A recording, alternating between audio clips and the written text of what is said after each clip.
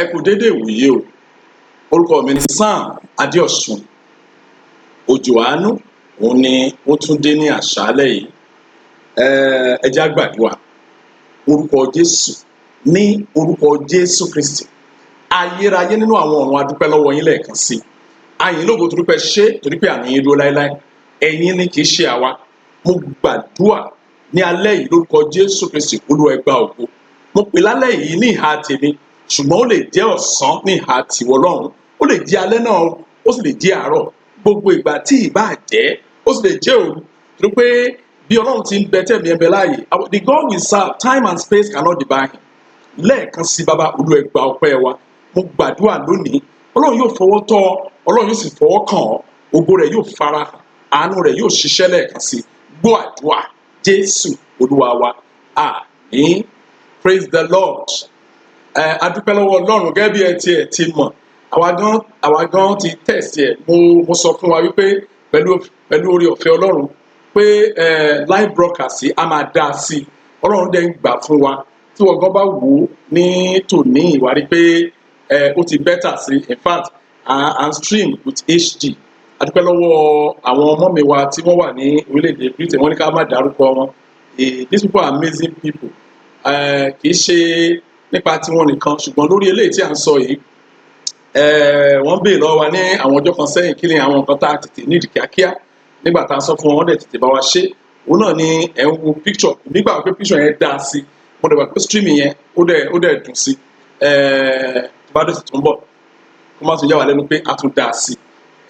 Torí pé Ọlọ́run sòun ràn wá lọ́wọ́, ó sì ń lo àwọn ènìyàn lọ́pọ̀lọpọ̀ láti jẹ́ kí program yìí kó kan ọ̀pọ̀lọpọ̀ ènìyàn. Mo sì gbàdúrà bí a ti ń gbàdúrà yìí àti ìwọ àti èmi, ẹ̀rí wa pọ̀ lórúkọ Jésù. Àmín. Kì í ṣe bẹ́ẹ̀ nìkan, ó tún jẹ́ dandan fún mi láti sọ̀rọ̀ nípa Mercy Reign Britain. Mercy Reign Britain. Èmi gbàgbọ́ pé àjókòó ó gbà tó wákàtí mẹ́ta láti brainstorm pé kí ni ká ṣe pẹ̀lú WhatsApp group. Tó máa fi dáadáa tèmi nìkan, ó pẹ́ tí wọ́n ti ń sọ fún mi pé ẹ jẹ́ ká ṣe WhatsApp group. Mo ní mi ò like ẹ̀. Ìdí ẹ̀ òun náà ni wọ́n ti ń rí yẹn. Kódà mo rí pé arákùnrin wa kan nínú àwọn IT guy wa, ó sọ pé ó ní mo dẹ̀ sọ bẹ́ẹ̀, mo ní àwọn ènìyàn. Ṣùgbọ́n ìyàlẹ́nu tó kàn wá bẹ́ẹ̀ ni pé Britain láti ní ìṣòro. Àwa ti pinnu pé a ní cancel ẹ̀ torí pé a rí ọwọ́ Sátánì níbẹ̀. Ṣé rí Bíbélì sọ fún wa pé ká gbọ́n ká má ṣe aláìkíyèsí àwọn àrékérekè Sátánì. So òun náà ni à ń wò bẹ́ẹ̀ yẹn torí ọ̀pọ̀lọpọ̀ ìgbà ó máa ń yà wá lẹ́nu. Bó ṣe ń ya àwọn díẹ̀ lẹ́nu nínú wa, ó máa ń yà wá lẹ́nu pé ṣé mistake náà dẹ̀ ni gbogbo eléyìí. A rí i pé mistake kan tó bá jẹ́ mistake lóòótọ́, ó yẹ kí àwọn tó ń ṣe mistake kan béèrè lọ́wọ́ ara wọn pé ṣé wàhálà ò ti dé ìkùlé báyìí. Torí a wòye pé a ò mọ nǹkan tí ó lè fà á tí ọ̀pọ̀lọpọ̀ àwọn ènìyàn tí wọ́n á máa fi láwọn ṣe mistake láti post sórí ibẹ̀ yẹn. Ẹ̀yin náà wá imagine tá a bá gbà yàn láàyè láti post, kí lẹ́rù bá ṣẹlẹ̀ by now. Ẹ rí i pé àwa gan ti regret ẹ̀. So ó yé wa nígbà tá a sọ pé a ò fẹ́, a dẹ̀ ń wo àwọn options tó pọ̀. Àwọn arákùnrin wa kan láti Canada, ó ní ká wo application kan tó ń pè ní Telegram. A ti sọ fún àwọn IT guy kan bá wa wò dáadáa. Tó bá ti fara jọ WhatsApp, a nílò. Torí pé à ń wá ètò tá a máa ṣe débi pé káwọn èèyàn kàn máa gba àdúrà, ká máa gba kókó àdúrà, ká máa gba àwọn nǹkan kan tí a bá mọ̀ pé ó jẹ́ information. A ò fẹ́ kẹ́nikẹ́ni kí ó post pé mo ní ẹ̀bẹ̀ àdúrà ni, ẹ lè send yẹn sí mi fúnra mi, ẹ lè thank you, ẹ sọ fún mi fúnra mi. Bó ṣe yẹ pé a ò retí thank you, ṣùgbọ́n tó bá yẹ pé ó wà lọ́kàn wa láti sọ pé thank you, no problem, jẹ́ ká sọ fún mi, ṣùgbọ́n kò rí bẹ́ẹ̀. A rí ìyanu kan ní ọwọ́ èní náà ní bí wákàtí díẹ̀ sẹ́yìn.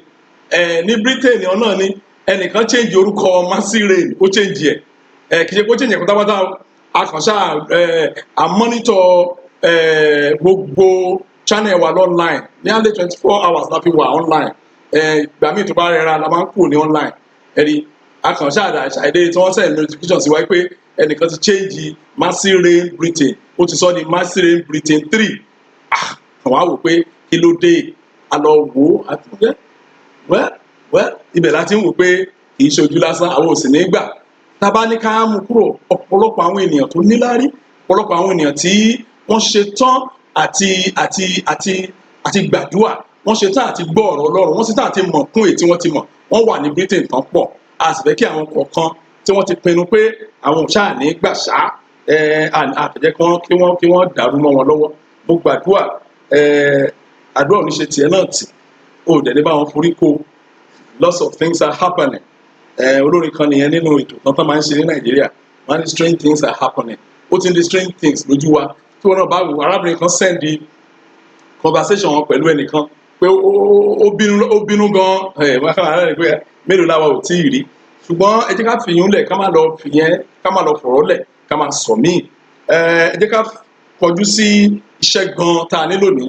Ẹ wò ó, ìwọ náà rí pé mi ò kọ ẹ̀bẹ̀ àdúrà tí mo máa ń kọ lénìí, ọ̀rọ̀ kan bẹ̀ rárá, torí pé ọ̀rọ̀ tí à ń sọ nípa àkọ́bí ó ní agbára púpọ̀. In fact, ọ̀pọ̀lọpọ̀ ò mọ ìtumọ̀ àkọ́bí, pé ó jinlẹ̀ ju bí wọ́n ṣe ń wò lọ, pé èmi ni wọ́n kọ́kọ́ bí. Ẹ wo oríṣiríṣi àkọ́bí ló wà o.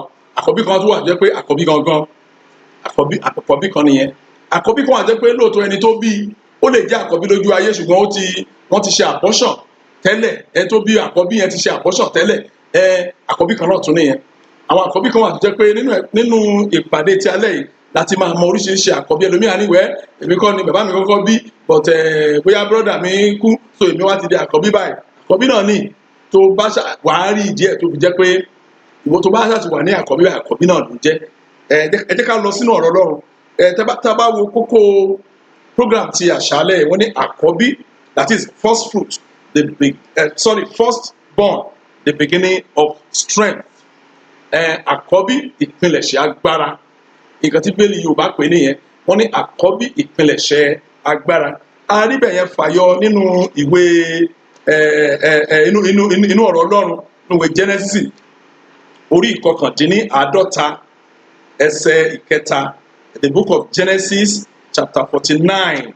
The book of Genesis chapter 49. Ibẹ̀ láti yọ ọ̀rọ̀ tí a ń sọ yìí, ẹsẹ̀ 3. Tí a bá wo ẹsẹ̀ 3 yẹn dáadáa, ó sọ pé, mo ń ka King James version. Ó sọ pé, Reuben, thou art my firstborn, my might and the beginning of my strength, the excellence of dignity and the excellence of power. Tí a bá kà ní èdè Yorùbá, Bíbélì sọ pé, Rúbẹ́nì, ìwọ ni àkọ́bí mi, agbára mi àti ìpilẹ̀ṣẹ̀ ipá mi, títayọ ọlá àti títayọ agbára. Kí á tó tẹ̀síwájú, ẹ jẹ́ ká tiẹ̀ lọ wo àwọn àkànlò ọ̀rọ̀ tí a lò níbẹ̀ yẹn. Àkànlò ọ̀rọ̀ gan tá a lò nínú kókó wa tí a fẹ́ ṣe, ìyẹn ni beginning of strength. Ẹ rí i pé wọ́n ní èdè Yorùbá, ó ní ìpilẹ̀ṣẹ̀ ipá. Yorùbá mi sọ pé ìpilẹ̀ṣẹ̀ agbára. Kí ni ìtumọ̀ ọ̀rọ̀ yẹn gangan? Kí ló túmọ̀ sí gan? Ẹ wò ó kọjá bá a ṣe kọ́. Wọ́n sọ kí nìkan fún wa wípé àwọn àṣìṣe kan wà tí a bá ti di pé à ń túmọ̀ èdè kan sí èdè míì. Gbogbo ọ̀nà láti lè rú ẹ̀. Bóyá nìkan kọ̀wé, ẹ máa wo ìwé kan, mo rí bàbá wa kan ní Nàìjíríà yìí, ó translate ìwé Yorùbá kan, Ògbójú ọdẹ inú igbó Orúmọlẹ̀. Mo ní àǹfààní láti ka ẹ̀dà òyìnbó ẹ̀. Bó tiẹ̀ jẹ́ pé bàbá wa yìí try láti ṣàlàyé ohun tí oníwèé kọ, ṣùgbọ́n ọ̀pọ̀lọpọ̀ kan ti sọnù lọ́pọ̀lọpọ̀ nínú èdè ètò ìbò tó ń translate ẹ̀ sí yẹn. Bó ṣe rí gan gẹ́rẹ́ náà nìyẹn nínú Bíbélì. Pàápàá tẹ́ bá tún wo Bíbélì Yorùbá, àṣẹ Bíbélì Yorùbá ó pọ̀ gan. That is why nígbà tá a bá ń ka Bíbélì Yorùbá, tí kíní kan bá yé wa dáadáa, ká tètè padà sí Bíbélì òyìnbó fún àwọn tí agbóyìnbó. Kì í ṣe bẹ́ẹ̀ nìkan o, fún àwọn tó jẹ́ ó fẹ́ sọ̀rọ̀ Ọlọ́run, wọ́n fẹ́ kẹ́kọ̀ọ́, wọ́n fẹ́ kọ́ àwọn èèyàn lẹ́kọ̀ọ́ nínú Bíbélì, tàbí ó ní nǹkan kan tí wọ́n fẹ́ ṣàlàyé ẹ̀ fún àwọn èèyàn, wọ́n gbọ́dọ̀ lọ sí èdè Bíbélì gangan, ìtì àfikún Bíbélì. Ibẹ̀ láti máa rí nǹkan tí Bíbélì ń sọ rèé. Ẹ wò, tẹ́ bá wo kí náà ń pè ní the beginning, ìbẹ̀rẹ̀. Èdè tí wọ́n lò, èdè Hébérù tí wọ́n lò fún ìbẹ̀rẹ̀ níbẹ̀ yẹn, òun là ń pè ní Reshit. Ṣẹ́rí Reshit yẹn, ó wá pín sí ọ̀pọ̀lọpọ̀ ìtumọ̀. Ẹ̀rí ó tún pín sí ìbẹ̀rẹ̀ ní ipò, ìbẹ̀rẹ̀ ní àkókò, ìbẹ̀rẹ̀ ní ètò. Ó tún wá túmọ̀ sí ọ̀rọ̀ míì tí a fiyèsí, ìyẹn àkọ́so, first fruit. Bẹ́ẹ̀ ni, yẹn pé ìbìgínì yẹn ó túmọ̀ sí àkọ́so. Tá a bá dẹ̀ wò dáadáa náà, àkọ́so náà ni àkọ́bí. Ẹni pé ohun tí èèyàn kọ́kọ́ ní àkọ́so ẹ̀ nìyẹn ẹ̀rí kì í ṣe bẹ́ẹ̀ nìkan tá bá wo strength ohun tí wọ́n ń lò fún ipá níbẹ̀ yẹn òyìnbó pè ní ability power and wealth kíni ìtumọ̀ sí ṣé rí nǹkan tí wọ́n ń pè ní àkọ́bí ó kọjá mùsọ́lẹ̀ kan ó kọjá bá a ṣe fọkàn sí ṣùgbọ́n kó tó lè yé wa dáadáa ẹ jẹ́ ká lọ wo benefits of the firstborn kí ni àwọn àǹfààní ètí àkọ́bí kí ni àǹfààní tó ń jẹ ní Ísírẹ́lì tí Ọlọ́run sọ pé àkọ́bí gbọ́dọ̀ jẹ ṣùgbọ́n tẹ́ bá wò lónìí gbogbo àǹfààní tí Bíbélì kọ fún àkọ́bí tá a bá rí àkọ́bí tó bá rí jẹ láyé tá a wà yìí pàápàá ní ọ̀dọ̀ àwa dúdú yìí kákọ̀bí bẹ́ẹ̀ kó máa dúpẹ́ lọ́wọ́ Ọlọ́run ẹni pé tá a bá rí mo rántí ní ayé ìgbà kó ti pẹ́ báyìí bàbá kan ní ìlú kan náà pè ní Ìgbàrà Òkè wọ́n pè mí nígbà yẹn pé màmá bàbá yẹn kú o architect ni bàbá yẹn wọ́n ní ó kú wọ́n ní kí n jọ church kan wà ní Ìgbàrà Òkè yẹn Anglican church ni wọ́n ní kí wọ́n kọ́ àwọn choir àwọn ní music tó máa lò so mo kúrò ní Àkúrẹ́ ńgbà yẹn mo lọ síbẹ̀ ṣẹ́ni bàbá yẹn ni àkọ́bí ó jẹ́ àkọ́bí ẹyọ kan tí mo ti rí gbogbo àwọn àbúrò ẹ̀ pátá òkè òkun náà wà ṣùgbọ́n bàbá yìí nígbà táwọn àbúrò ẹ̀ dé òun ló lọ́ọ̀jì gbogbo wọn sí hòtẹ́ẹ̀lì pátá bẹ́ẹ̀ ni òun ló lọ́ọ̀jì gbogbo àwọn àbúrò ẹ̀ aṣọ tí gbogbo wọn wọ̀ títí kan ọmọ wọn tí wọ́n bí títí kan ọmọ wọn tí wọ́n bí bàbá yìí ló dára bọ́ sí ndébà ló kó oya tiẹ̀ lélẹ̀ ṣe bí measurement tó fún mi tiẹ̀ lélẹ̀ ó ti kọ orúkọ sí gbogbo ẹ̀ ó tún wá lọ́ọ̀jì wọn sí hòtẹ́ẹ̀lì ó tún wọn olówó tó máa ná olóòfẹ́ kan náwó kọjá nọ́mà máa ná ní Nàìjíríà ló wà ó mo lanu gbà yẹn pé torí mo mọ ìtàn yẹn gbà yẹn abẹ́rí òun ni mo ti rí tí ó pé àkọ́bí tó gbé àwọn àǹfààní àkọ́bí rù ní ayé yìí tí èmi àti ìwọ àbátí ìdé ìkóríta tí mo sọ yìí iṣẹ́ wà fún wa láti ṣe bẹ́ẹ̀ ni mo wí fún wa ká sì gbà náà fún àwọn ọmọ wa torí pé iṣẹ́ wà fún àwọn ọmọ wa náà láti ṣe ṣùgbọ́n àwọn ọmọ wa ṣoríire ju àwa lọ ẹ má bínú pé mo lo ọ̀rọ̀ yẹn ẹ jẹ́ tún sọ àwọn ọmọ tá a bí èmi gbà pé wọ́n ṣoríire torí pé ọ̀pọ̀lọpọ̀ wa a ò ní àǹfààní láti ní òbí tó ń gbàdúrà báwa ṣe ń gbàdúrà fọmọ wa àwọn mélòó la ní àǹfààní tí lọ́dọ̀ àwọn òbí wa tó ń gbàdúrà bẹ́ẹ̀ fún wa wa tèmi náà mọ̀ pé ìtàwọn òbí wa ayé ìjọ́ òun ò bá máa gbàdúrà fún wa wọ́n yalé kiri ni wọ́n ojúṣì dúdú ń gbà yẹn òye ò tó nǹkan ìyẹn ló fà á tó fi rí bẹ́ẹ̀ ṣùgbọ́n tá a bá ẹ jẹ́ ká wá wo àwọn àǹfààní ètí a lè sọ àǹfààní mẹ́ta kan wà tó ní agbára tí Bíbélì ṣàlàyé pé ó jẹ́ àjẹmọ́nú fún àkọ́bí àjẹmọ́nú ni kò ní ìdí àdúrà ṣùgbọ́n nítorí àìkíyèsára àti àwọn ìwà kan àkọ́bí tó bá pàdánù kìíní yẹn ó gbọ́dọ̀ gbàdúrà lónìí láti ṣe àwárí rẹ̀ kì í ṣe òní nìkan ó gbọ́dọ̀ gbàdúrà tá a fi gbàdúrà àgbàyọrí ẹ wo àǹfààní àkọ́kọ́ fún àwọn àkọ́bí ó ní pé firstborn is entitled to double portion of his father's estate bẹ́ẹ̀ ni ìkan Bíbélì sọ nìyẹn ìyẹn àkọ́bí ìlọ́po méjì ó ní ohun tí Ọlọ́run sọ pé àkọ́bí àjẹmọ́nú àkọ́bí bóyá tó bá ti wà ní ipò àkọ́bí ní Ísírẹ́lì ìlọ́po méjì ni ẹni pé tó máa ń fún àwọn ọmọ yòókù ní ilé kan òun nìkan ilé méjì ní láì sọ ohun tó bá dùn fún àwọn tó ń kọ̀ọ̀kan lẹ̀ mi ì ní fẹ́ jẹ́ kí ọ̀rọ̀ pọ̀ jù ní alẹ́ yìí àdúrà máa pọ̀ ju ọ̀rọ̀ lọ báyìí tó bá ń kọ̀ọ̀kan lẹ̀ ẹ rí ọ̀rọ̀ tí mo sọ yẹn nínú ìwé Deuteronomy chapter 21 verse 17 ìyẹn Deuteronomy orí 21 ẹsẹ̀ 17 ẹ máa rí bẹ́ẹ̀ Deuteronomy chapter 21 verse 17 ẹ rí tí Bíbélì ti ṣàlàyé ẹ̀ pé kò ní fi ṣe bóyá Ọlọ́run ti sọ àwọn bàbá wa láyé ìjọ yẹn ó lè níyàwó méjì mẹ́ta tó yẹ pé ó lè jẹ́ ìyàwó kẹta ni bàbá wa fẹ́ràn àkọ́bí ọmọ ẹ̀ yẹn ó lè ṣòjóró ṣùgbọ́n bíbẹ́ Ọlọ́run ti sọ pé ìhòbá àhéètì ìyá ẹ̀ tó bí ní àkọ́bí òní ẹ jẹ́ ká tún ìyẹn ló fà á tẹ́lí double portion tí mo sọ yẹn tẹ́ bá wo Elijah àti Elisha ìyẹn bàbá wa wòlíì Elijah nígbà tí ó ń lọ ẹni tí Ọlọ́run ní kó fi rọ́pò ẹ̀ òní first apprentice ẹ̀ òní ẹni àkọ́kọ́ nínú iṣẹ́ ìránṣẹ́ bẹ́ẹ̀ yẹn òní àkọ́bí ìdí ẹ̀ ní ẹ tó fi rọ̀ Ọlọ́run láti béèrè fún ìṣẹ́kù agbára Elijah méjì tọ́lọ́run sì fi yọ̀ǹda ẹ̀ fún tó fi gbà bẹ́ẹ̀ torí pé ó ti di àkọ́bí iṣẹ́ ìránṣẹ́ yẹn abẹ́rí ohunkóhun tí a bá pè ní àkọ́bí Bíbélì sọ fún wa wípé ẹ̀tọ́ ẹ̀ ni a gbọ́dọ̀ bá dù láti gba ìṣẹ́kù méjì ohun tí ó bá jẹ́ ti bàbá ẹ jẹ́ ká tún àǹfààní míì àǹfààní kejì ni wípé nígbà tí bàbá ò bá sínlé àkọ́bí ni olórí ẹbí bẹ́ẹ̀ ni ní Ísírẹ́lì nígbà tí bàbá bóyá ó lóko ní àsìkò tó fi lóko yẹn tí ọ̀rọ̀ bá díwọ́ tó máa ń wá ojútùú sí àkọ́bí náà máa lọ bá bóyá bàbá rìnrìn àjò ọlọ́jọ́ gbọ́rọ́ nígbà tí ọ̀rọ̀ bá díwọ́ àkọ́bí náà máa lọ bá nígbà tí bàbá bá papòdà tó bá kú àkọ́bí náà automatically òní olórí ẹbí yẹn tẹ́rí àǹfààní kejì tó yẹ kó jẹ gẹ́gẹ́ bí àkọ́bí, àǹfààní kejì tó yẹ kí àkọ́bí rẹ jẹ ni wípé ó yẹ by now ó yẹ kí àkọ́bí rẹ ó yẹ kó ti take a position of elevation, ó yẹ kó ti máa ga báyìí. Tí ò bá rí bẹ́ẹ̀ kó o ti mọ̀ pé àdúrà bẹ̀rẹ̀ nìyẹn. Àǹfààní kẹta òun náà ni wípé àkọ́bí jẹ́ ti Ọlọ́run, ẹ jẹ́ kí n pè bẹ́ẹ̀. Bẹ́ẹ̀ ni àkọ́bí, gbogbo ẹni tó bá ti jẹ́ àkọ́bí, ọmọ rẹ tó bá jẹ́ àkọ́bí ti Ọlọ́run ni. Tí máa ní ti Ọlọ́run ni mi ò ní kó lọ di pásítọ̀ lọ́la o, kan tí mo sọ fún yẹn o. Ṣùgbọ́n àsìkò tó ni, tí àsìkò bá wà ní bá kọ́ wa ní ẹ̀kọ́ kan ní Ísírẹ́lì tó jẹ́ pé Ọlọ́run ní ìṣẹ̀lẹ̀ ń ṣẹlẹ̀ lẹ́yìn ìgbà tí Ọlọ́run pa gbogbo àkọ́bí ní Íjíbítì. Lọ́wọ́ wá sọ fún àwọn ọmọ Ísírẹ́lì pé láti òní lọ gbogbo àkọ́bí tẹ́ bá ti bí pátá èmi ni mo ní, ṣùgbọ́n mo fi yín láṣẹ láti rà wọ́n padà lọ́wọ́ mi. Ẹ̀kọ́ yẹn ó tún wà lọ́jọ́ iwájú. Ọlọ́run fún àwọn Ísírẹ́lì ní àṣẹ láti ra àkọ́bí ara wọn, bìkọ́ tó bá ti bí àkọ́bí báyìí Ọlọ́run ló ní, ṣùgbọ́n kí àwọn ọmọ ọ̀hún kọ́lẹ̀ kílèmí padà lọ́wọ́ Ọlọ́run ó ní kankan tí wọ́n máa ṣe. Abẹ́rẹ́ ó ní àwọn owó táṣẹ́rẹ́ kan tí wọ́n máa ń gbà níjọ́ tí ẹ̀kọ́ bá wọnú ara gan. Tí a bá ń sọ̀rọ̀ nípa first fruit tí àwọn bàbá olúwa ní gbogbo sálárì ní kẹ́ máa mú wá, tá bá kọ́ ẹ̀kọ́ yẹn òye á yé wa dáadáa, òye á yé wa gan. Ṣùgbọ́n kì í tún ṣe bẹ́ẹ̀ nìkan, àwọn àǹfààní kéèké kan wà, ṣùgbọ́n àǹfààní mẹ́ta èyí tí ó sanra nìyẹn tí àkọ́bí gbọ́dọ̀ jẹ àǹfààní ẹ̀ nínú ayé yìí. Ẹ máa wo orílẹ̀-èdè Ísírẹ́lì.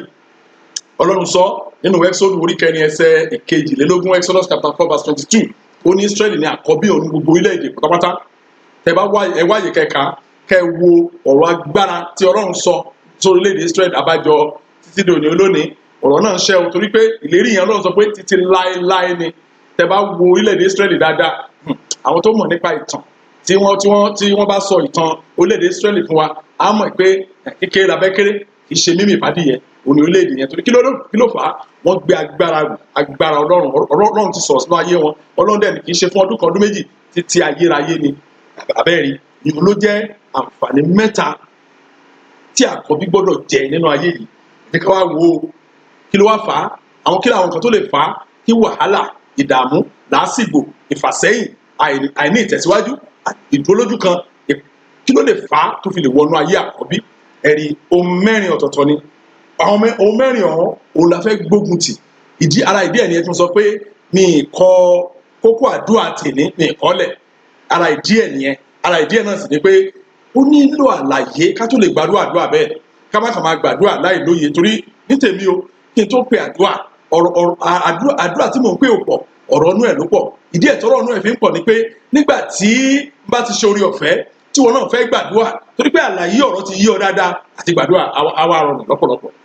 Bẹ́ẹ̀ni, ẹ jẹ́ ká wo àwọn nǹkan tí àkọ́bí ń dojú kọ. Ẹ máa wo ohun àkọ́kọ́ tí àkọ́bí ń dojú kọ láyé ẹ̀ nínú nǹkan mẹ́rin tí mo sọ. Òun náà ni pé ní ìgbà míì àkọ́bí tó bá bọ́ sọ́wọ́ òbí tó tọwọ́ bọ ètò Ọlọ́run nínú ayé ẹ̀, máa ṣàlàyé ẹ̀ dáadáa.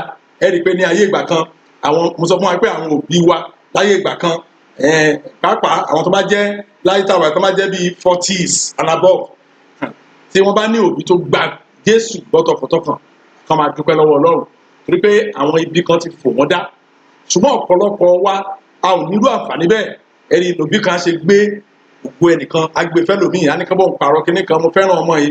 Ẹni pàápàá ọmọ míì ó lè jẹ́ àkọ́bí tó jẹ́ obìnrin, ilé ọkọ ló máa lọ gbẹ̀yìn, ọkùnrin ni mo dẹ̀ bí, ẹ dákun ọgbọ́n wo la lè tán sí tọmọ ọkùnrin yá fi oní olú mi, oní orí mi, oní kíní kan mi. Gbogbo àwọn fántásì wọ̀nyí, àwọn irọ́ tí àwọn bàbá wa tán gbàgbọ́, ẹ máa wo títí dì sin ní ilẹ̀ èèyàn dúdú. Tí ìdílé bá ń bí obìnrin, ó bí kìíní obìnrin, ó bí kejì obìnrin, ó bí kẹta obìnrin, ẹjọ́ sọ́wọ́n mẹ́ta ò tó, wọn ò ní gbà o, wọn náà wà kan sí, ó tún bí kan obìnrin, odi mẹ́rin, odi márùn-ún. Ẹ rí i pé àwọn ìdílé yẹn á ti máa rọ ọkọ yẹn. Tí ọkùnrin náà bá kí ń ṣe onígbàgbọ́, wọ́n máa ní wọ́kùnrin. Àwọn ọ̀dọ́gbọ́n dẹ̀ sọ fún wa pé kì í ṣara obìnrin ni ìṣòro yẹn wà o. But wọ́n á ní òwe lòmíì, ó ṣe kó bí ọkùnrin, bí ìgbà tó jẹ́ pé ọmọbìnrin kì í ṣọmọ. Ẹ rí ní oríṣiríṣi ìdí, there are a lot of reasons why our parents manipulate the destiny of their children. Ọ̀pọ̀lọpọ̀ ìdí ni a ò lè máa sọ lálẹ́ yìí. Ṣùgbọ́n a ní àwọn àkọ́bí kan tí wọ́n ti wọnú ẹ̀gún yẹn lọ, wípé nígbà tí wọ́n bí wọn, wọ́n ti papò wọn dà lóòótọ́ wọ́n kọ́kọ́ bí àwọn náà kọ́kọ́ bí ó yẹ kí wọ́n jàǹfààní mẹ́ta tá a kọ́ dárúkọ yẹn, ṣùgbọ́n àwọn òbí ẹ̀rí àwọn àkọ́bí kan jẹ́ pé wọ́n ní ìṣòro ayé wọn tí àwọn àǹfààní mẹ́tẹ̀ẹ̀ta yẹn fi sọ nínú ayé wọn ò ní pé àwọn òbí tí wọ́n bọ́ sí lọ́wọ́ wọ́n ti manipulate ayé wọn, wọ́n ti gbé fẹ́lòmíì. Ṣùgbọ́n lálẹ́ yìí jẹ́ kí n sòótọ́ kan fún wa, ọlọ́run tó ń dá nǹkan padà á dá padà, bẹ́ẹ̀ ni yóò rí lórúkọ Jésù Kristi. Ọlọ́run tó ń dá nǹkan padà ẹ̀rí á dá padà. Ẹlòmíì á wò pé àwẹ́ bí mi ò lè ṣe nǹkan kan, ṣùgbọ́n tó bá gbọ́ tẹlòmíì wàá gbèdì fáyé. Tó bá gbọ́ testimony ẹlòmíì, mo sòótọ́ pé wàá gbé ìdí fáyé pé èèyàn rèé. Ṣẹ́rí ọ̀rọ̀ tí Jésù sọ, tí Ọlọ́run sọ yẹn pé ọkàn ènìyàn ó burú jáì, ta ló lè mọ̀? Àwa black ló ń bá wí. Ẹ má bínú èèyàn ọmọ ìyá, bẹ́ẹ̀ ni mo sọ fún wa, inú èèyàn burú, inú èèyàn jìn ní nǹkan tí òbí mi ń ṣe nítorí ọmọ kan sí kan, wọ́n á forí ọmọ kan rà kan.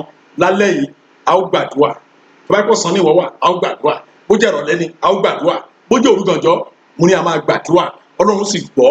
Ẹni tó bá tún ní àǹfààní di ọ̀sẹ̀ tó ń bọ̀ kó tẹnumọ́ àdúrà yẹn, ẹ̀yìn Ọlọ́run sì tú sílẹ̀ pátápátá. Tẹ̀rí ìkejì, ìṣòro kejì tí àkọ́bí lè ní, òun náà ni mo pé àkọ́bí lè sọ ipò rẹ̀ nù pẹ̀lú àìkíyèsára. Àkọ́bí fúnra ẹ̀ ó lè sọ ipò rẹ̀ nù pátápátá láìkíyèsára. Ẹni tí kìí ṣe àkọ́bí á wá gba ipò àkọ́bí yẹn. Gbogbo àmọ́ ìtàn Jákọ́bù àti Ísọ̀, ẹ̀rí àìkíyèsára ni, ẹ̀hún ní ojú òkòrò kí ni àìkíyèsára ni. Ìdí ni pé brọ́dà ẹ̀ tí ó fẹ́ gba ogún ìbí ẹ̀yẹ lọ́wọ́ ẹ̀ yẹn, òun gbọ́n jù lọ, ó jẹ́ pé òun ló yẹ kó gbọ́n jù. Ẹ̀rí ibi pa ni, òtúmọ̀ kò yé, ó dẹ̀ mọ̀, ó mọ àwọn ipò tí àkọ́bí wà, ṣùgbọ́n ó rò pé ọ̀rọ̀ ẹnu lásán náà ni. Ọ̀pọ̀lọpọ̀ a máa ń wò á ní ọ̀rọ̀ ẹnu lásán náà ni. Ọ̀rọ̀ ẹnu lásán kọ́ o, àṣẹ wà ní ahọ́n olúkúlùkù wa. Ọjọ́kíjọ́ tí ọ̀rọ̀ bá jọmọ́ ahọ́n, ìgbà yẹn lè máa mọ̀ bí ọ̀rọ̀ ẹnu ṣe lágbára tó àti ohun tí Bíbélì sọ nípa ọ̀rọ̀ ẹnu. Abẹ́rí àkọ́bí ó lè sọ ipò rẹ̀ nù o nípa ìkíyèsára. Gbogbo àwọn tí ò kíyèsára tí wọ́n ti sọ ipò wọn nù gẹ́gẹ́ bí àkọ́bí, Ọlọ́run yóò dá padà lónìí, á ṣàánú fún wọn lórúkọ Jésù Kristi.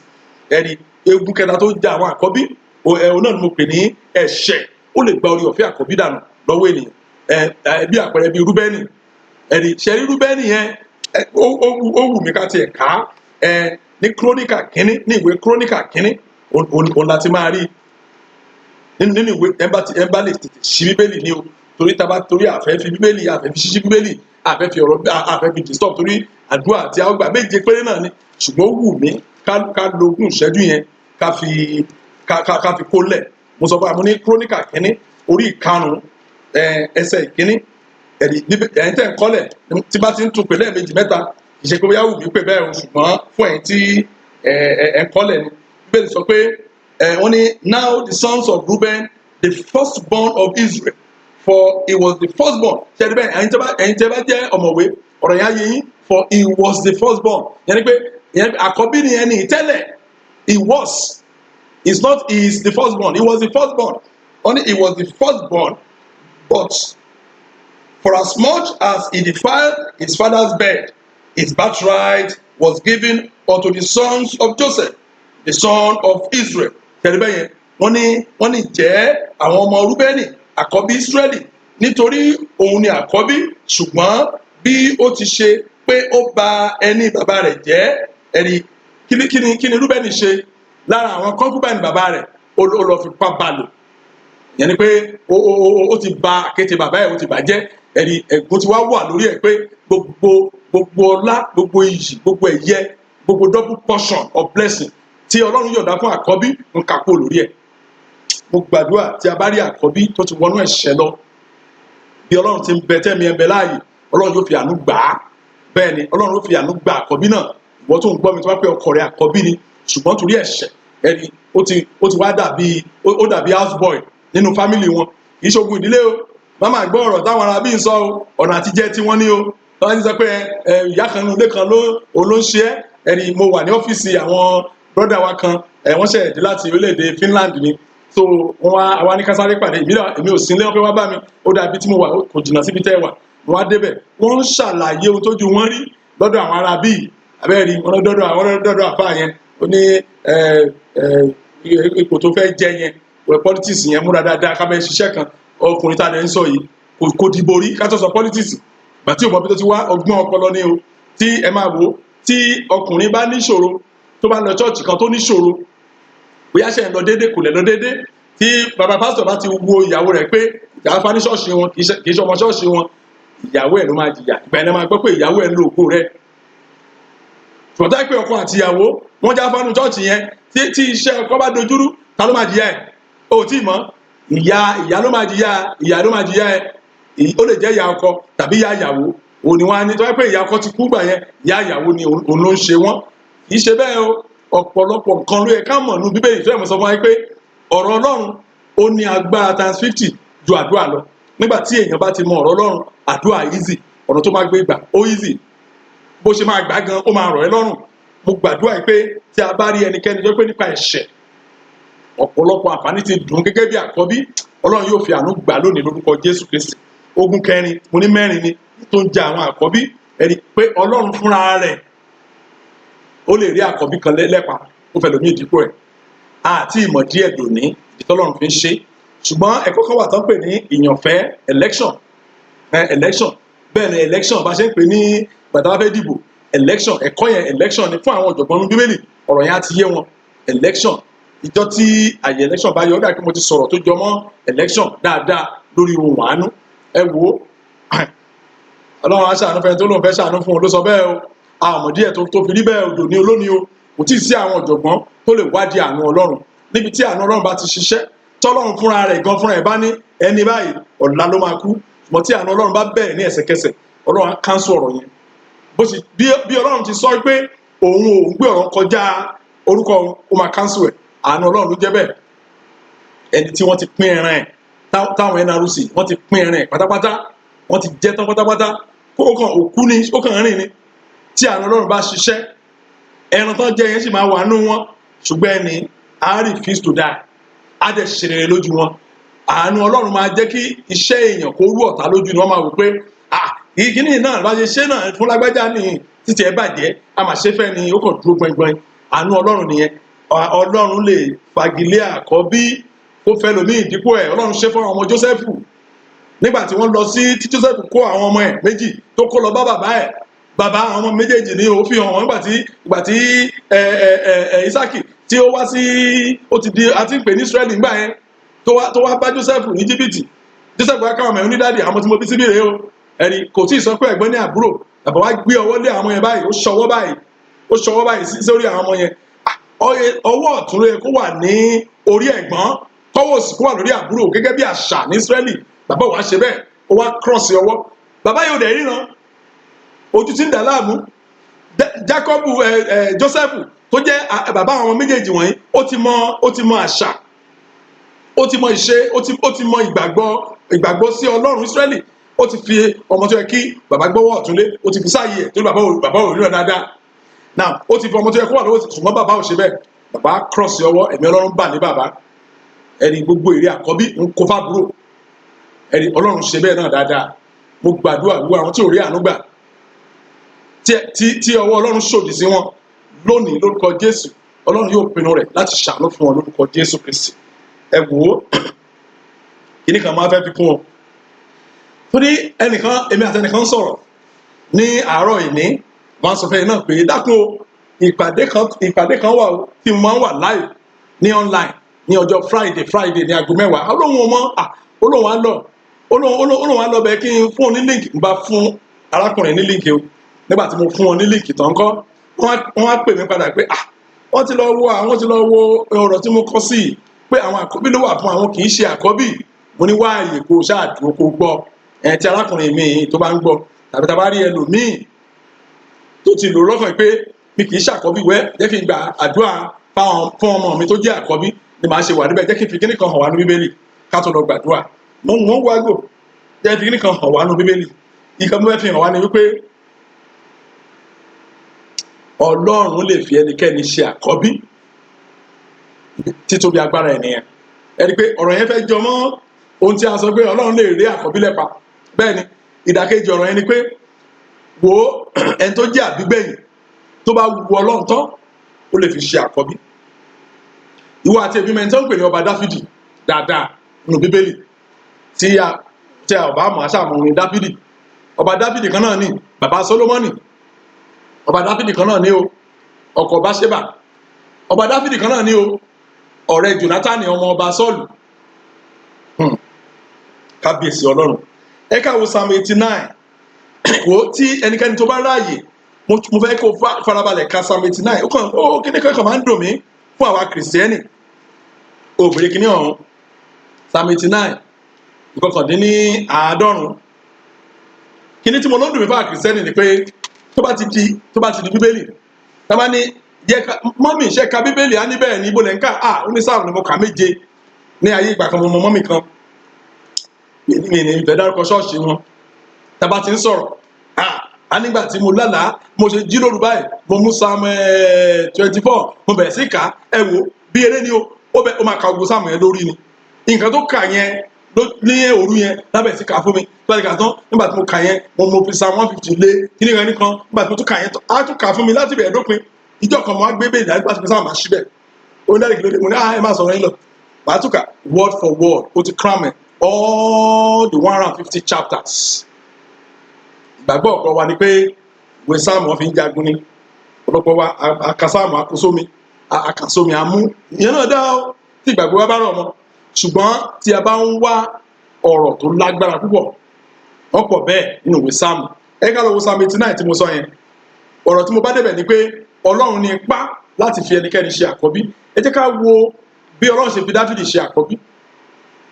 Dáfídì tí a ò bá ní jayò pa, kò sí nípò kíní ní ìdílé wọn, kò sí ọmọ Jésè, kò sí nípò kejì, kò sí nípò kẹta, kò sí nípò kẹrin, kò sí nípò karùn-ún, kò sí nípò kẹfà. Abẹ́ẹ̀rí nígbà tí wọ́n fẹ́ yan ọba gan ní Ísírẹ́lì gan, oko ló wà wọn ò tiẹ̀ ká sí. Ẹ̀rí nígbà tí wòlíì Sámúẹ́lì tó lọ, bàbá Jésè o, Ọlọ́run ní kí wọ́n àná ti ìkan inú ọmọ yín o, ó yẹ máa mú wọn jáde, Ọlọ́run bẹ́ẹ̀ ṣe mú wọn jáde, Ọlọ́run á sọ fún mi, ó bá bẹ̀ sí mọ́, ó máa kọ̀bí jáde, ó mú wọn jáde, àná ilé ìkọ́, àìlé ìkọ́. Wọ́n ti dáhùn náà, wòlíì ṣé kò sí ẹlòmíì tó jẹ́ kó ọmọ yín ni?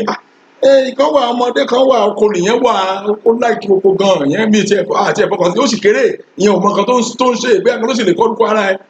Abẹ́ẹ̀rí lẹ́ni tí Ọlọ́run lò láti pa kìnìún, tọ́lọ́run lò nú gbólọ́wọ́lọ́wọ́ láti pa kìnìún, wọ́n ní kan lọ pé wá bó ṣe débẹ̀ wọ́n ní òun ní. Ẹ jẹ́ ká wo nǹkan tí Ọlọ́run sọ nípa ẹ̀. Ẹ jẹ́ ká wo ẹsẹ̀ gún àlè ká gbogbo ẹ̀. Yẹn Psalm 89 ká wo ẹsẹ̀ ogún. Akàmàkà ní èdè Yorùbá, ẹ̀yin elédè ìbò ẹjọ́ má bá mi ṣe yẹn. Ó ní èmi ti rí Dáfídì ìránṣẹ́ mi, ẹ̀rí òróró mi mímọ́ ni mo ta sí ní orí. Abẹ́ẹ̀rí Ọlọ́run ló sọ̀rọ̀ yẹn o. Ó ní èmi ti rí Dáfídì ìránṣẹ́ mi. Ọlọ́run wá ní òróró ara òun, òróró òun fúnra òun. Ìyẹn pé kì í ṣe anointing pastor kankan.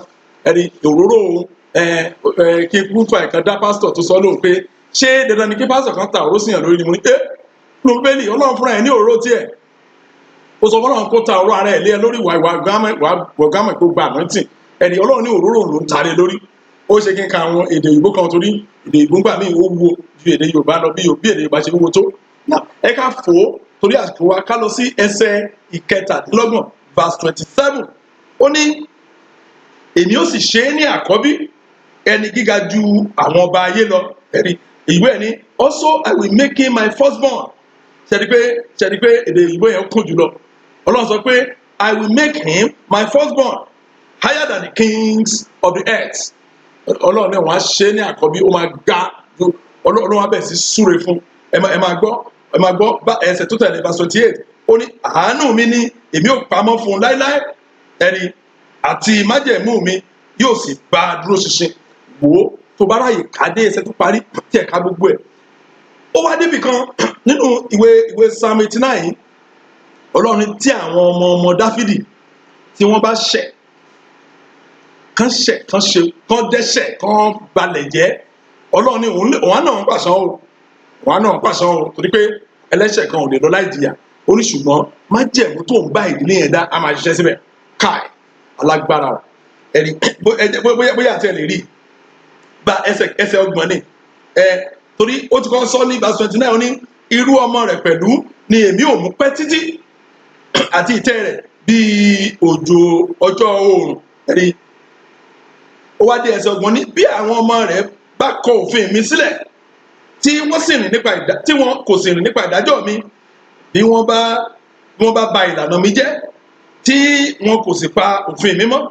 Nígbà náà ni èmi ò fi ògo bẹ ìrékọjá wọn wò àti ẹ̀ṣẹ̀ wọn pẹ̀lú iná, ṣùgbọ́n ìṣeun ìfẹ́ mi ni èmi kì yóò gbà lọ́wọ́ rẹ̀, bẹ́ẹ̀ ni èmi kì yóò jẹ́ kí òtítọ́ mi kí ó yẹ̀. Ẹ jọ̀ọ́ alágbára ni Ọlọ́run. Àánú àwọn tí ò mọ Ọlọ́run sì máa ń ṣe mí gan. Àánú àwọn tí ó ń wá wòlíì kiri, tó ń wá babaláwo wòlíì káàkiri, àánú wọn máa ń ṣe mí tí bá ti rí wọn. Nígbà tí ìlérí báyìí tó pọ̀ báyìí tá à lè claim ẹ̀ pẹ̀lú àdúrà, ẹ wò ó, tí o bá kí ń ṣe àkọ́bí, tí o bá rí pé àkọ́bí yín ó dẹ rálẹ̀ kò lóye, ò bá claim àkọ́bí báyìí, ẹ̀ṣẹ̀ ò sí bẹ́ẹ̀ o. Torí pé ògo ilé bàbá rẹ ẹnìkan la máa fi kọ́ lọ́rùn o. Ẹni tí ò bá dẹ̀ tètè forí sí ẹ̀yìn wá gbà lọ́wọ́ àfẹ́ lómi. Ẹ wò ó, ní àṣálẹ́ yìí a ó gbàdúrà. Mo sọ fún wa, àdúrà wọ̀ gbọ́, àdúrà méje péré náà ni, ṣùgbọ́n méje ọ̀hún mo fẹ́ kó jẹ́ ká gbà á lẹ́yìn eléyìí kí ẹ̀rí kó bẹ̀ sí tẹ̀lé. Ẹ wò ó, ojoojúmọ́ là ń gbọ́ ẹ̀rí o, kì í ṣeré o. Ojoojúmọ́ báyìí ayé yìí òun ni mo gbọ́ ẹ̀rí kan lánàá, ṣáná ni mo pariwo àwọn tó wà bẹ́ẹ̀ pé kí ló ṣẹlẹ̀, tí wọn kan bá gbọ́ ẹ̀rí ẹ̀. A ti máa ní program lágbára Ọlọ́run tó jẹ́ pé ẹ̀rí ni, phone in program ni. Ẹja máa àwọn irinṣẹ́ wa yìí bọ́lá bá ṣe ń fààyè ẹ̀lẹ̀ tó ń dá sí ìwọ̀n gan gbọ́ ẹ̀rí wa mọ̀ pé Ọlọ́run jẹ́ alágbára. Ọlọ́run ní agbára, iṣẹ́ ìyanu rẹ̀ sì ń ṣiṣẹ́ lọ síbẹ̀. Ọ̀pọ̀lọpọ̀ àwọn èèyàn wò pé mi ò lè dúró dè yẹn mọ́ irọ́, ìṣe pé ò lè dúró dè mọ́, o ti páàsì Ọlọ́run kọjá látẹ̀yìn, o ti yà kúrò lójú ọ̀nà tí ó wà ń bẹ, ojú ọ̀nà gangan ló kúrò. Ìyẹn ló fà á tó fi dàbí pé Ọlọ́run ò sí. Ẹ̀rí, mo gbàdúrà lálẹ́ yìí pé ní gbogbo àwọn tó bá retrace step wọn tó máa padà sọ́dọ̀ Ọlọ́run alààyè á gbọ́ àdúrà wọn, ìyanu á sì ṣẹlẹ̀ lórúkọ Jésù Kristi. Àdúrà àkọ́kọ́ tí mo fẹ́ pè fún wa, mo sọ̀rọ̀ kálẹ̀ kan gbogbo ọ̀rọ̀ tẹ́tí gbọ́lẹ̀ nù pátá láti gbàdúrà. Torí ẹ̀ gan-an òun là ṣe sẹ́ndì àdúrà tẹ́lẹ̀. Nǹkan tá a sọ yìí lórí àkọ́bí la fẹ́ fi gbàdúrà. A ò tí ì mẹ́ta ṣe o. Tó bá yá o, ṣùgbọ́n ilé ìkókó yìí òun ní ìjà tẹnumọ́. Wá sọ fún Ọlọ́run pé ẹ̀yin àkọ́bí lẹ fẹ́ gbàdúrà o, pé Olúwa á dá a mọ́ mi pé èmi ni àkọ́so fún àwọn òbí mi nínú ọlá, nínú ipò, nínú agbára àti ọrọ̀. Á dá a mọ́ mi gẹ́gẹ́ bí èmi tí mo bá sọ̀rọ̀ àkọ́bí ni mí o, mo sì ní àkọ́bí náà. Nítorí náà gàgà ẹlẹ́nu méjì làdúrà yìí, bó o ṣe ń gbà fúnra ẹ wà á máa gbà fún àkọ́bí rẹ. Wà á sọ fún Ọlọ́run pé Olúwa á dá a mọ́ mi pé èmi ni àkọ́so fún àwọn òbí mi. Á dá a mọ́ mi ni wọn náà máa sọ bẹ́ẹ̀, mo ṣe ń sọ yẹn máa sọ tẹ̀lé mi. Á dá a mọ́ mi pé èmi ni àkọ́so fún àwọn òbí mi nínú ọlá, nínú ipò, nínú agbára àti nínú ọrọ̀. Gbogbo agbára ẹyọ tó jí àwọn wọ̀nyí tó jí mọ́ mi lọ́wọ́, á sọ fún Ọlọ́run pé Olúwa ẹ kọjá lọ báyìí, kẹ́ ẹ gba ipò mi padà fún mi. Ẹ já gbàdúrà bẹ́ẹ̀ ní orúkọ Jésù, ní orúkọ Jésù, ní orúkọ Jésù Kristi. Ọlọ́run ayérayé o, mo gbàdúrà pé á dá a mọ́ mi ni, á dá a mọ́ mi pé èmi ni àkọ́so àwọn òbí mi o, èmi ni àkọ́so àwọn òbí mi nínú ọlá, nínú ipò, nínú agbára, nínú ọrọ̀. Tàbárí ẹnkọ́ tàbí ẹnikẹ́ni èyí tó jí àwọn agbára wọ̀nyí tó jí gbé kòónú ayé mi, lórúkọ Jésù Olú ẹ ṣàwárí ẹ lónìí, Olú ẹ dá padà, Olú ẹ ṣàwárí ẹ, Olú ẹ dá padà. Àdámọ́ àkọ́bí mi pé òun ni àkọ́so mi, òun ni àkọ́so mi o nínú ọlá, òun ni àkọ́so mi nínú ọlá, òun ni àkọ́so mi nínú agbára, òun ni àkọ́so mi nínú ohun gbogbo tó jẹ́ rere, tí ohunkóhun kò ní jí agbára náà kúrò lọ́wọ́ ẹ̀. Ní orúkọ Jésù Kristi, ipò àkọ́so tó jẹ́ ipò àkọ́bí tó jẹ́ lórúkọ Jésù kò ní sọnù. Ní orúkọ Jésù Kristi Olúwa wa, àmín. Mo sọ kíní kan fún wa, mo ní ṣẹ́rí àdúrà tẹ́ bá ti gbọ́ ní Friday yìí, ẹ dákun ẹ kọ́lẹ̀. Gbogbo Saturday, Sunday, Monday, Tuesday, Wednesday, Thursday tó ń bọ̀, àdúrà yẹn ni ká gbà. Bí ẹ̀ ṣe ń gbàdúrà àgbà yọrí nìyẹn. Kò dìgbà tán bá ní ṣọ́ọ̀ṣì jọ Sunday là ń ka Bible. Kì í ṣe bàtà tán bá ní ẹ tẹríba ní ṣọ́ọ̀ṣì kẹjá gbàdúrà ọ̀nà gbàdúrà. Kì í ṣe bàtà ní iṣẹ́ olúwa lé ní o, ìyẹn kọ́ ni àdúrà. Àdúrà gangan òun ni èyí tí ó wọnú yẹ̀wù rẹ tó bá ẹlẹ́dàá rẹ sọ, torí pé kò sẹ́ni tó mọ̀ ẹ́ tó wọ̀ fúnra ẹ o. Bẹ́ẹ̀ ni kò sẹ́ni tó mọ̀ ẹ́ tó wọ̀ fúnra ẹ. Kò téèyàn bá purọ́ fún gbogbo èèyàn láyé, kò lè purọ́ fúnra ẹ. Tó bá purọ́ fúnra ẹ ń ṣeré ni. Kò sí ẹnikẹ́ni tó ń tọ̀yàn. O lè ríyàn tàn ṣùgbọ́n èèyàn ò lè tanra ẹ̀. Ẹ̀wà bẹ́ẹ̀ rí ẹ̀rí, má gbàgbé kó àdúrà yẹn o. A dá a mọ́ mi pé a ti dá a mọ́ ọ̀rẹ́dì. Ẹ̀kọ́ kan claim nǹkan tó jẹ́ tí ẹni ó ti lè sọnù nípa ìdí kan tàbí ìmíì o. ṣùgbọ́n wà ní adá mọ́ mi pé èmi ni àkọ́so àwọn òbí mi nínú ọlá. Wàá sọ fún Ọlọ́run nípa àkọ́bí tiẹ̀ náà pé adá mọ́ àkọ́bí mi pé òun ni àkọ́so mi nínú ọlá Olúwa má jẹ́ àkọ́bí mi, Olúwa má jẹ́ ẹ̀jẹ̀ àgbàládùá. Wàá sọ fún Ọlọ́run pé Olúwa adá mọ́ àkọ́bí mi pé òun ni àkọ́so mi nínú ọlá, nínú agbára, nínú ọrọ̀, nínú ọlá. Pé Olúwa àkọ́bí mi má jẹ́ ṣẹrú àwọn àbúrò ẹ̀. Nígbà tí àwọn àbúrò ẹ̀ bá ní ìpín mílíọ̀nù, jẹ́ kí àkọ́bí mi ní ìpín mílíọ̀nù times 2. Bẹ́ẹ̀ nítorí pé double portion ó ní ipò wọn. Tí ẹ̀ bá dẹ̀ fẹ́ jẹ́ Dáúdù ilé lọ́la, ó yẹ kí nǹkan tó bá fi jẹ́ bẹ́ẹ̀ kó wà ní àpò ẹ̀. Pé Olúwa àkọ́bí mi má jẹ́ ṣẹrú àwọn àbúrò ẹ̀. Ẹ jẹ́ á gbàdúrà bẹ́ẹ̀ ní orúkọ Jésù, ní orúkọ Jésù. Àdámọ́ àkọ́bí mi pé òun ni àkọ́so mi nínú ọlá, òun ni àkọ́so mi nínú ọlá, òun ni àkọ́so mi nínú ìṣerere, òun ni àkọ́so mi nínú agbára ní orúkọ Jésù Kristi. Lábẹ́ bó ti kórí kò ní ṣẹrú àwọn àbúrò rẹ̀. Double portion of blessing. Olúwa ayérayé o, Olúwa ẹ̀dálù àkọ́bí mi. Èmi mọ̀ pé gbogbo àwọn ọmọ tí ẹ fún mi, they will live their life in plenty, in abundance. But my firstborn must live a double portion of abundance. Bẹ́ẹ̀ ni òṣèré gbọ́ àdúrà Jésù Olúwa wa. Àmín. Ẹja wo àdúrà mi. Ẹ̀rí tá a bá lọ sínú ìwé Àìsáyà, tá a bá lọ sínú ìwé Àìsáyà orí ìkejìlélógún ẹsẹ̀ ìkẹrìnlélógún. Isaiah chapter 22 verse 24. Isaiah chapter 22 verse 24.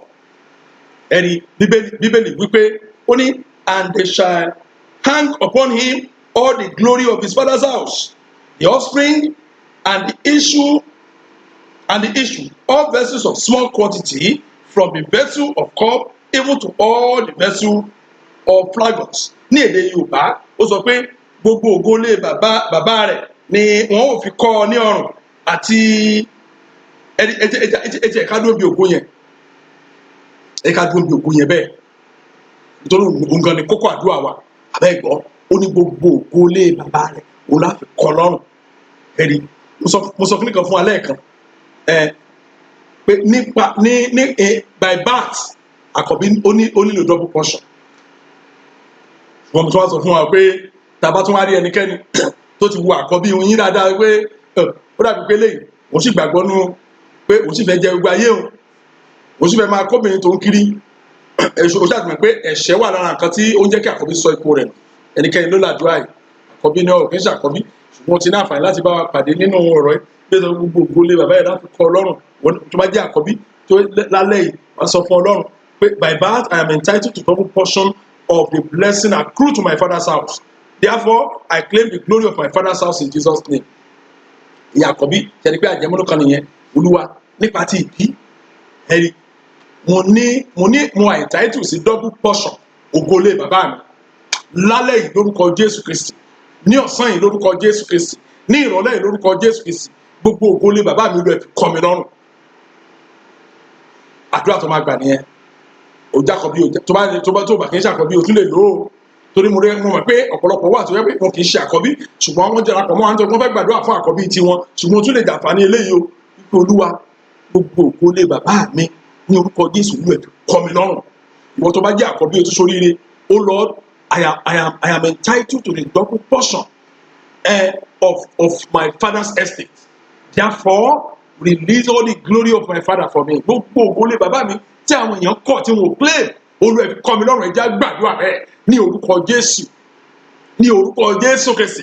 Mo gbàdúrà fún àwọn ènìyàn wọ̀nyí, gbogbo ògo lé bàbá wọn tí àwọn èèyàn kọ̀ tí wọn ò lọ claim, ní orúkọ Jésù Olúwa fi kọ́ wọn lọ́rùn. Lórúkọ Jésù lónìí Olúwa fi kọ́ wọn lọ́rùn.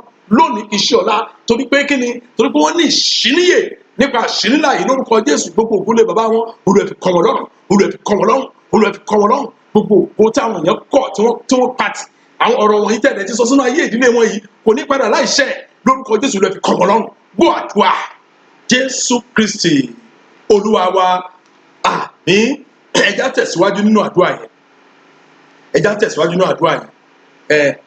Ẹni ẹ jẹ́ kí n padà sí àdúrà kan.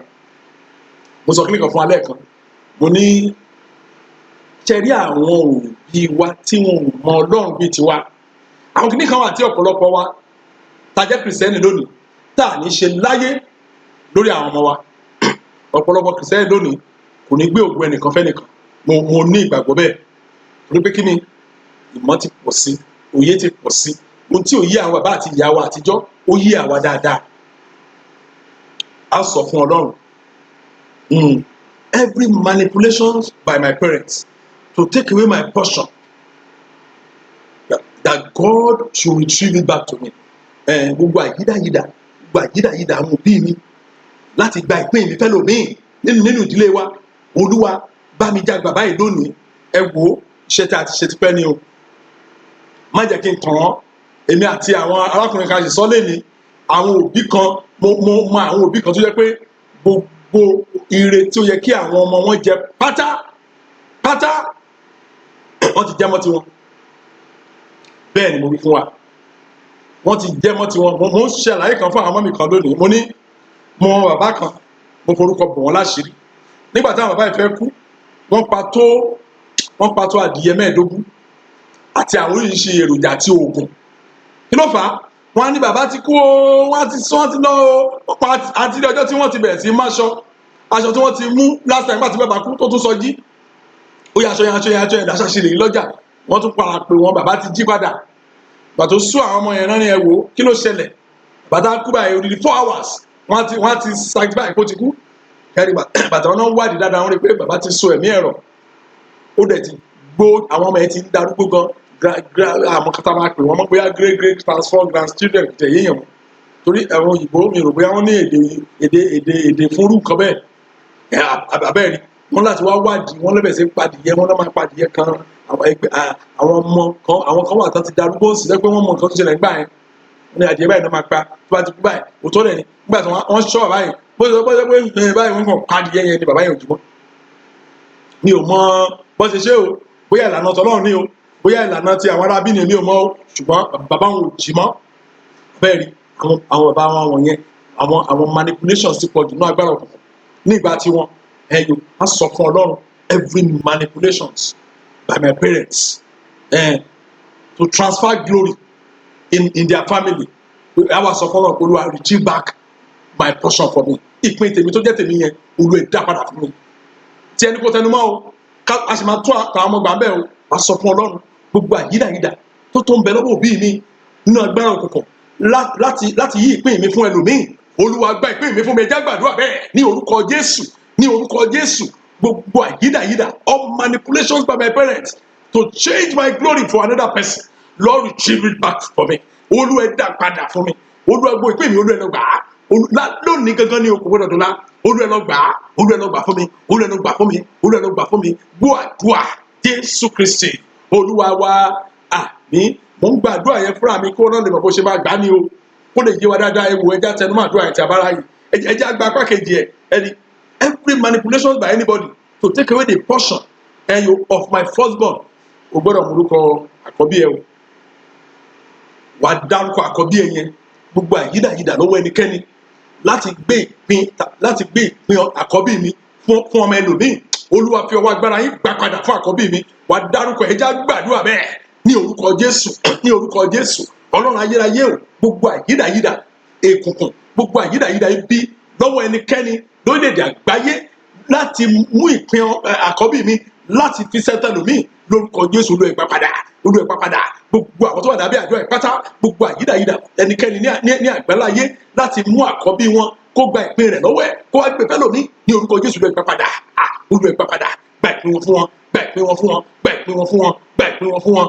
Gbọ́ àdúrà Jésù Kristi Olúwa wa àmín. Ẹ wo ẹ má jẹ́ kí n tàn wá. Lots of things are happening. Pàápàá tó bá gbé nípa ti ayé yìí ni àti iṣẹ́ òkùnkùn gbogbo. Ẹ wo kò sí nǹkan tí ò possible o kò sí nǹkan láyé tí ò possible nínú agbára òkùnkùn. Ṣùgbọ́n agbára nìkan òun ló ń gba ní o.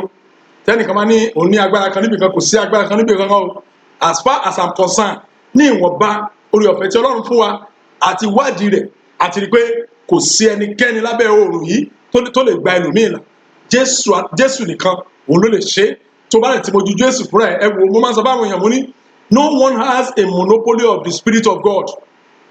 Tẹ bá gbọ́ sẹ́nìkan sọ fún ẹ pé àwa lọ́lọ́run ń lò ìrọ́lọ́pá o ó ń sọ̀rọ̀ gẹ́gẹ́ bí ènìyàn ẹlẹ́ran ara ṣá ni. Tó bá pẹ́ nípa ti Ọlọ́run ni kò sí ẹni tí Ọlọ́run lè dáwọ́lé láti lò fún iṣẹ́ rẹ̀.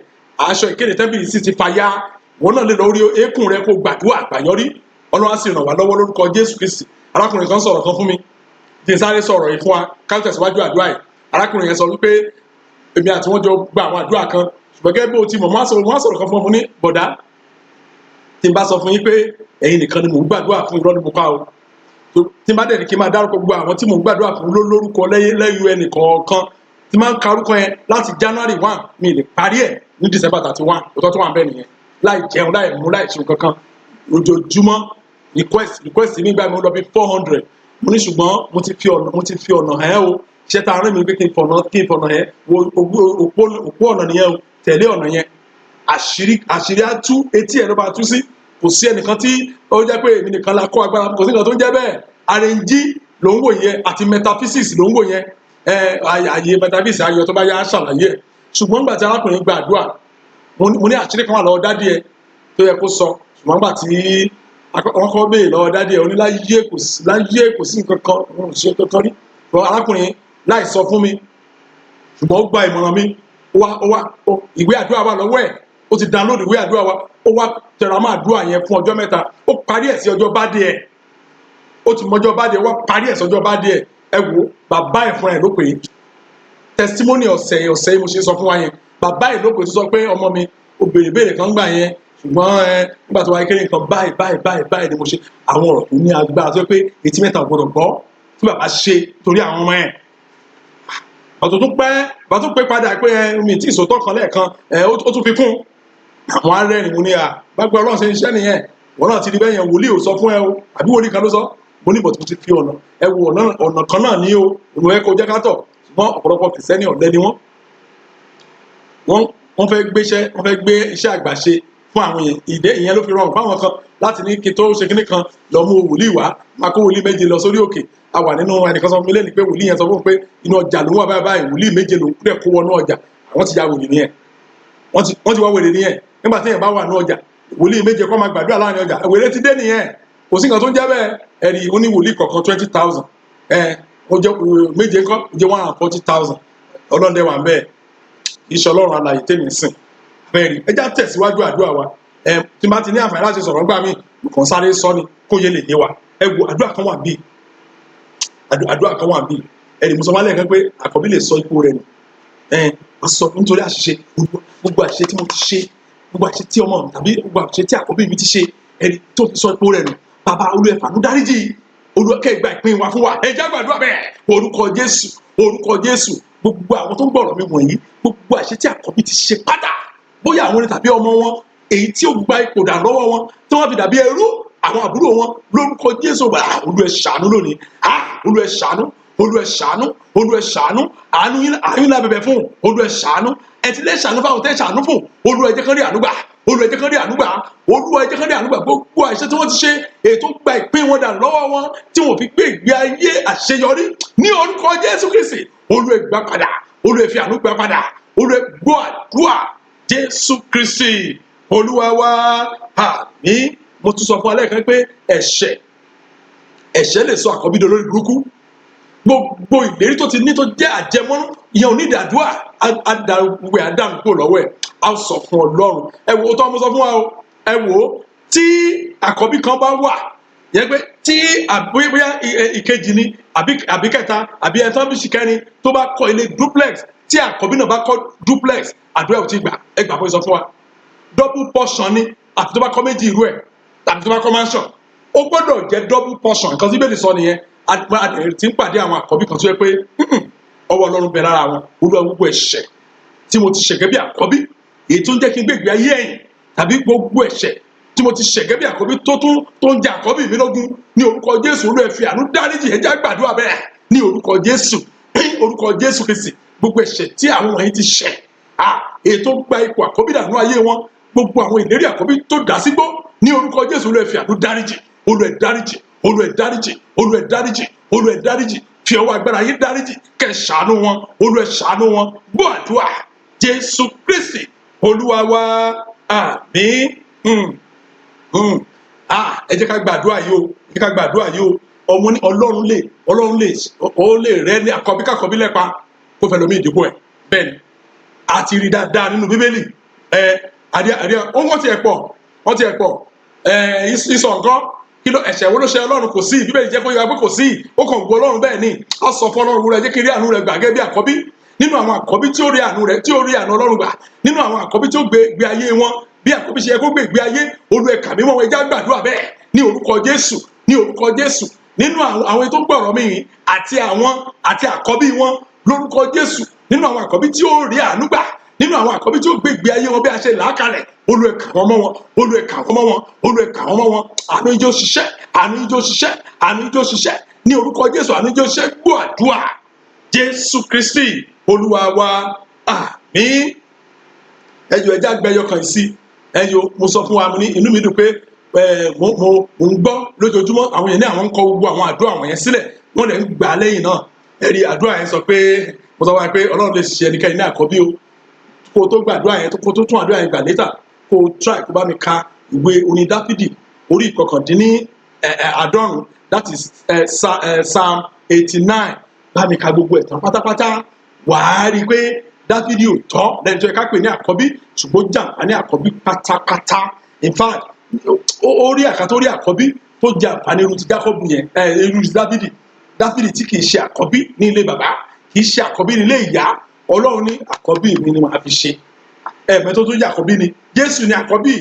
Ó ní àkọ́bí nínú ìṣẹ̀dá Ọlọ́run. Òun tún ní àkọ́bí láàrin àwọn òkú. Èèyàn tó jẹ́ ẹlẹ́ran ara, tó jẹ́ akànbíṣá, Dáfídì, Ọlọ́run ní òun ní àkọ́bí òun. Ó dẹ̀ súre fún dénúdénú kanlẹ̀kanlẹ̀. Mi ò tún mọ ìran Dáfídì kankan láyé tí ò ní gbé ìgbé ayé àkọ́bí mi, kò sí. Wàá sọ fún Ọlọ́run, wọn náà claim àkọ́bí family ẹ. Wàá sọ fún Ọlọ́run pé Olúwa, bàbá, Olúwa ẹ̀yin èmi náà ní àkọ́bí. Mo fẹ́ jàǹfààní àkọ́bí pátápátá ní ayé yìí. Láti ìsìn mo fẹ́ jàǹfààní àkọ́bí. Ẹja gbàdúrà bẹ́ẹ̀ ní orúkọ Jésù, ní orúkọ Jésù. Ọlọ́run ayérayé o, mo fẹ́ jàǹfààní àkọ́bí. Ó yẹ máa gbà, má dákẹ́ o. Àdúrà tá a máa gbà gbẹ̀yìn nínú ìpàdé ti àṣálẹ́ yìí. Olúwa gbọ́ àwọn tó ń gbọ́ mi, jẹ́ kán jàǹfààní àkọ́bí.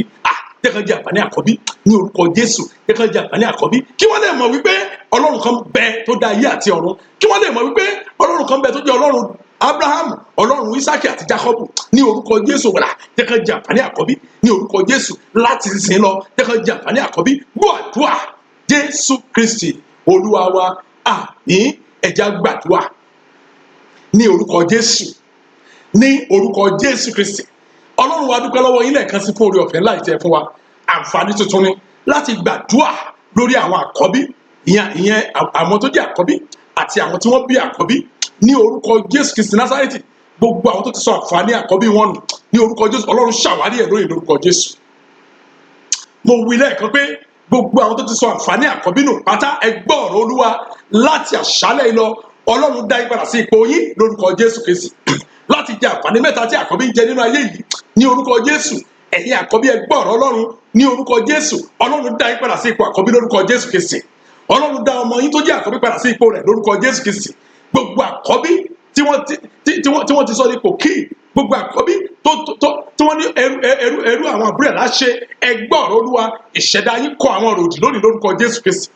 Gbogbo ẹ̀yin àkọ́bí ètí àti pèsè ayé yín, tí a ti pèsè ẹ̀fẹ́ lòmíì lórúkọ Jésù, láti òní lọ ó yá ẹ gba ìpín yín lórúkọ Jésù Kristi.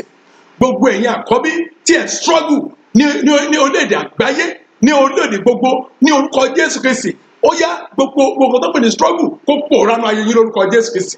Mo gbé àga àkọ́bí kalẹ̀ lórúkọ Jésù. Ó yẹ ẹ̀yin àkọ́bí, ó yá ẹ máa gun, ẹ máa lọ jókòó síbẹ̀. Àga tí mo sọ yìí jẹ́ àga ọlá, àga tá a ti pèsè sílẹ̀ fún ayé yín kí a tó bí yín. Àga tó wà fún ọ́fíìsì yín. Kí ni ọ́fíìsì yín? Ọ́fíìsì yín ni àkọ́bí. Gbogbo àwọn ọmọ tó jẹ́ àkọ́bí pátá ní orúkọ Jésù Kristi, ẹ gun àga ọlá lọ lórúkọ Jésù Kristi. Ògùn Ọlọ́run ti farahàn, agbára wà láyé rẹ ti ṣiṣẹ́. Gbogbo èyí tẹ́ ti claim àkọ́bí pátá ní orúkọ Jésù Kristi, ó yẹ gbé ìgbé ayé tó lógo lórúkọ Jésù Kristi. Ìgbé ayé tó lógo, ìgbé ayé tó ń jẹ́ àǹfààní oore ọ̀fẹ́ ńlá ní orúkọ Jésù. Ó yẹ bẹ̀rẹ̀ sí gbé lórí lórúkọ Jésù. Ògo ni fọ́nà lókè ọ̀run. Gbọ́ àdúrà Jésù Olúwa wa. Jẹ́ kí ìrọ̀fẹ́ Jésù Kristi Olúwa wa, ìfẹ́ mọ́ ti Ọlọ́run, ìdàpọ̀ tẹ̀ mọ́ kí o máa bá wa lọ, kó ràn wá lọ́wọ́, kó pa wá mọ́ láti ìsìn lọ àìsísí láéláé. Àmín, àmín, àmín lórúkọ Jésù. Praise the Lord. Hallelujah.